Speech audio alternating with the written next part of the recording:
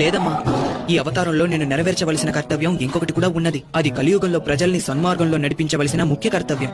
నాకంటూ ఒక స్థానాన్ని ఏర్పరచుకుని నేనక్కడే ఉండి భక్తులను అనుగ్రహించదలిచాను. తండ్రి, మీ రాజ్యంలోని ఏదో ఒక ప్రాంతంలో కొంత చోటివ్వండి. నేనక్కడే ఉండి ప్రజల కష్టాలు తీరుస్తాను. నాయనా, తమకు ఎంత చోటు కావాలో, ఎక్కడ కావాలో తీసుకోండి.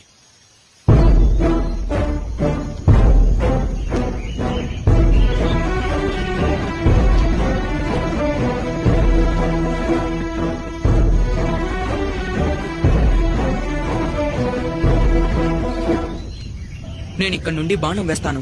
ఆ బాణం ఎక్కడికి వెళ్లి పడుతుందో ఆ చోటే నాకు కావాలి. అక్కడ నా కోసం ఆలయాన్ని కట్టించండి. అక్కడ ఉండి కలియుగాన్ని నేను పరిరక్షిస్తాను.